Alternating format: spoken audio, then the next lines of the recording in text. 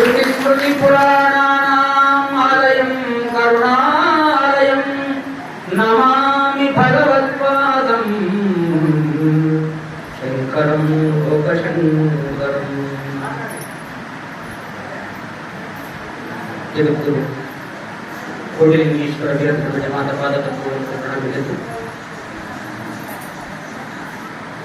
కలియుగంలో జ్ఞాన భాండాగారాన్ని అందించినటువంటి మలయాళ సద్గురు పీఠ అనుయాయులుగా ఈనాడు సభలో ఆశీనులైనటువంటి శ్రీ శ్రీ శ్రీ పరమాత్మానందగిరి స్వామివారు, ఆ తర్వాత క్షేత్రంలో ఉన్నటువంటి శ్రీ వెంకట నరసయ్య గారు, ఆ తర్వాత వారి వారి యొక్క పరంపర తిరుపతి వివేకానంద స్వామి, ప్రస్తుత ఉత్తర పీఠాధిపతులుగా కొనసాగుతున్నటువంటి వారికి అందరికీ కూడా హృత్పూర్వకంగా వారికి నమస్కారాన్ని అర్పిస్తూ, సభలో ఉన్నటువంటి వేదవేత్తలకంతా కూడా స్వాములకంతా కూడా శరణాలకు తెలియజేస్తూ, ఈనాడు తిరుమలేశ్వరానందగిరి స్వామివారి యొక్క మండలారాధన, ఆ తర్వాత యథావిధిగా ప్రతి సంవత్సరం జరుపుతున్నటువంటి వార్షిక ఉత్సవాలు అనేటటువంటివి నిన్నటువంటి కొనసాగుతూ ఉన్నాయి. ఈ రోజులో భాగంగా ఉదయాన్ని సీతారామచంద్రమూర్తి యొక్క కళ్యాణ మహోత్సవాన్ని మనం జరుపుకొని ఇప్పుడు ఇక సభా కార్యక్రమంలో మనం ఉండడం జరిగింది.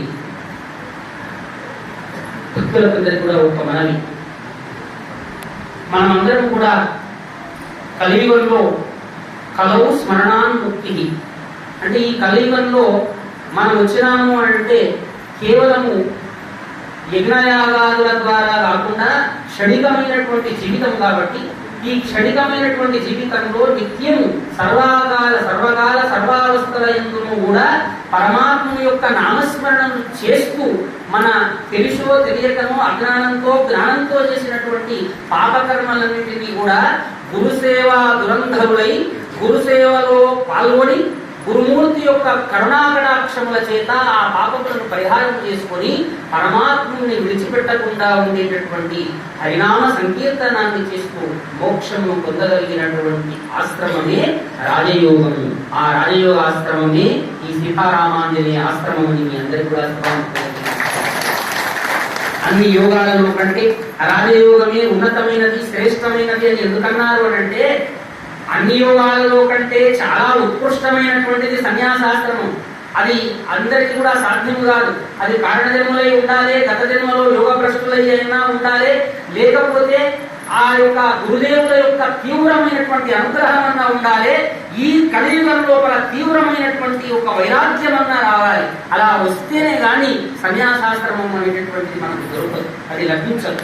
కానీ ఈనాడు తిరుమలేశ్వరానందగిరి స్వామి యువకుడై ఉండి కూడా అనారోగ్య పరిస్థితులలో కూడా నేను కాశీకి వెళతా, కాశీలోనే నేను నా దేహాన్ని నేను త్యజిస్తానని చెప్పి జీవం ఉన్నప్పుడే ప్రాణ భయం లేకుండా సన్యాసాశ్రమం స్వీకరించి, ఆతుర సన్యాసాశ్రమం స్వీకరించి భయాతురుడు కాకుండా వెళ్ళి అక్కడ దేహాన్ని వదిలిపెట్టినాడు, జలసమాధి అయినాడు అంటే ఎంత ప్రయోజనం.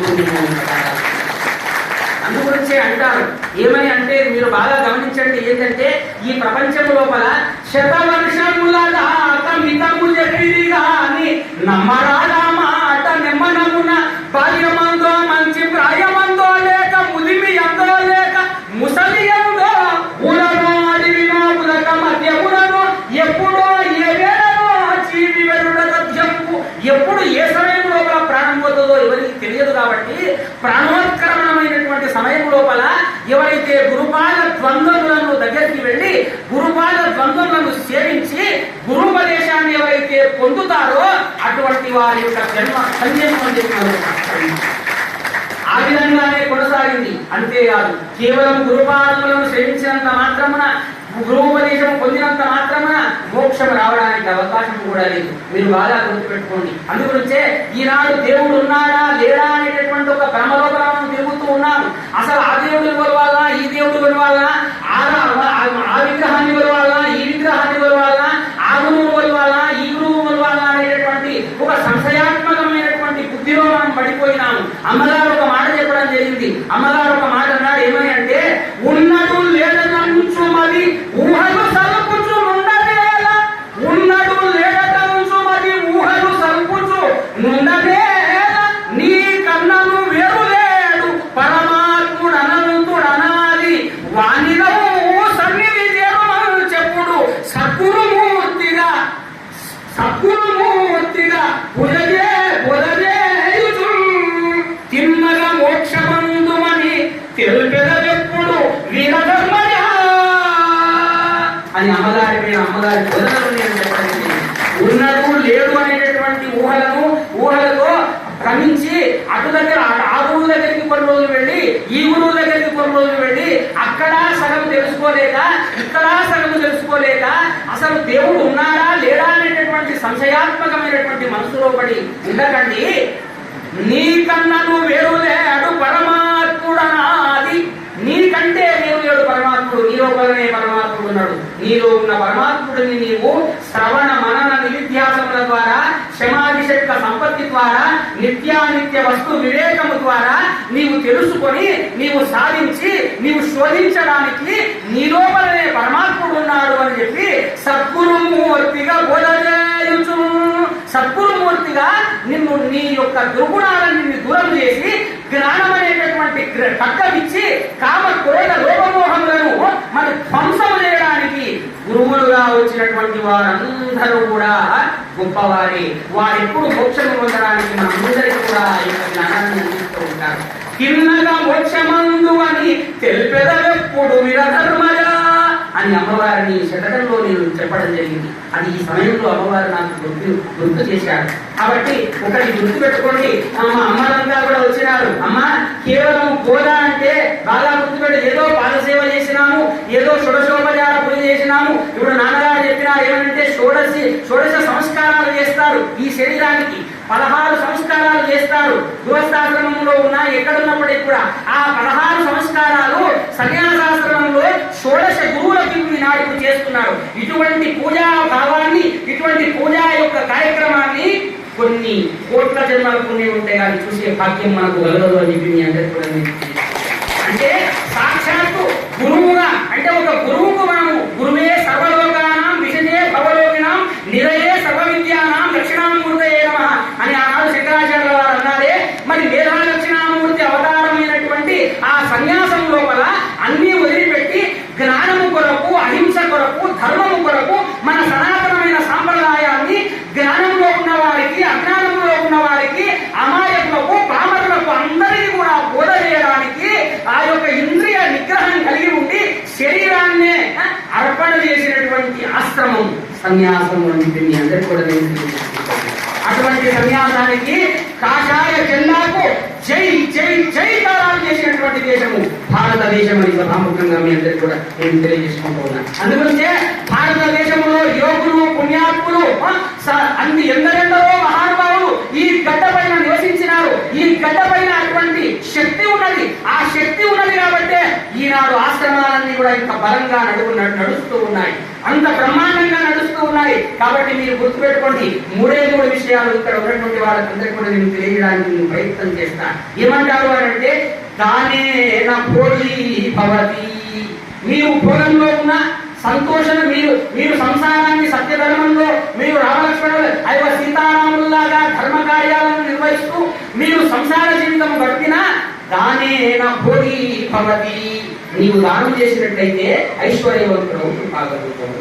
మరి దానం చేయడము అంటే ఏమని అర్థం అంటే ఇప్పుడు నాన్నగారు ఏమని చెప్పినారు అంటే నాయన ఒక గ్లాసు మంచినీళ్ళు ఎవరైనా తప్పిక సమయంలో వెళ్ళి ఏ గృహస్థు తెలియని గృహస్థు ఇంటికి వెళితే ఒక గ్లాసు మంచినీళ్ళు ఇస్తే మనుషులు అనుకున్నారట ఎప్పుడో ఒకసారి నాకు అవకాశం దొరికితే 10 గ్లాసుల పాలు ఇవ్వగలిగినటువంటి భావన నాకు కలగాలి అని చెప్పి మలయాళ స్వామి వారు అంటూ ఉండేవారట. అందుగురించే దానేన భోగి భవతి, దానం చేస్తే నీవు ఐశ్వర్యవంతుడు అవుతావు. అంతేకాదు ఇంకేం చేయాలి, మేధావి వృద్ధ సేవయా. మేధావులు అని అంటే ఏదో శాస్త్ర పురాణాలన్నీ చదువుకున్నటువంటి వాళ్ళను మేధావులు అనరు. ఎవరైతే జ్ఞానులు ఉన్నారో, ఎవరైతే గురువులు ఉన్నారో, ఎవరైతే తల్లిదండ్రులు ఎవరైతే ఉన్నారో, మనకంటే జ్ఞానంలో పెద్దవాళ్ళు చిన్నవాళ్ళైనా జ్ఞానంలో పెద్దవాళ్ళను వృద్ధులు అని వయసులో పెద్దవాడు తల్లిదండ్రులు, ఆ అందరినీ కూడా సేవించగలిగినటువంటి వాడు ఎవరైతే ఉంటాడో వాడు మేధావి ఈ కలిలోకులు అని మీ అందరికీ కూడా తెలియజేసుకుంటున్నాడు. అంతేకాదు అహింసాయాచ దీర్ఘాయువు, నా వలనే సమస్త ప్రాణులు ఉన్నవి, ఏ ప్రాణిని కూడా నేను చంపరాదు, నేను గురుపదేశం నేను పొందిన మమాత్మ సర్వభూతాత్మ, నా లోపల ఉన్నటువంటి ఆత్మనే సర్వ ప్రాణులలో కూడా నిండి ఉన్నది కాబట్టి అహింస ధర్మాన్ని నీవు పాటించి ఎవరైతే ఉంటారో అటువంటి వారికి ఎటువంటి అకాల మృత్యువులు రాకుండా పరమాత్ముడు ఎప్పుడు కాపాడుతూ ఉంటాడు. కాబట్టి అహింసాయ దీర్ఘాయువు, దీర్ఘాయు సంపన్నత నీకు కావాలంటే ఎలా ఉండాలి? అహింస పరమో ధర్మ. చెప్పండి ఒకసారి. ఎన్ని జపాలు ఎన్ని ధ్యానాలు ఏమి చేసినా కూడా ఈ కర్మదానందడివే శ్రీమద్రమణ గోవింద. మళ్ళీ ఇంటికి వెళ్ళిన తర్వాత మళ్ళీ అదే పశ్చిమాంసము అదంతా తినుకుంటూ జీవితాన్ని గడిపితే అది కాదు. ఎవరైతే మధ్యమాంసాలు వదిలిపెట్టి గురువు యొక్క బోధను సర్వకాల సర్వావస్థలు ఎందుకు గురు స్మరణం చేస్తూ ఎవరైతే ఉంటారో వాళ్ళు దీర్ఘాయుష్మంతులై ఉంటారో, మోక్ష సంబరం కూడా వాళ్ళు అర్హులై ఉంటారు. ఇది ప్రాగురు మనీషిన, అటువంటి వాడు ఈ ప్రపంచము లోపల మనీషి, వాడు మనిషి కాదు, వాడు మహాత్ముడు అని అంటారు. వాడు ఏ ఆశ్రమంలో ఉన్నా వాడు మహత్తుడు అని తెచ్చుకుంటాడు అని చెప్పడం జరిగింది. కాబట్టి ఈ సదవకాశం ఇచ్చినటువంటి అధ్యక్షుల వారికి, సమస్తమైనటువంటి సాధుపుండవులకు, ప్రియమైనటువంటి ఆత్మబంధువులకు అందరికీ కూడా మీరు ఈ ధర్మాలను పాటించి భగవద్ దర్శనాన్ని పొందడానికి, మోక్ష అర్హతను పొందడానికి మీరందరూ కూడా పాటుపడదురుగాక అని అమ్మవారిని ప్రార్థిస్తూ స్వస్తి.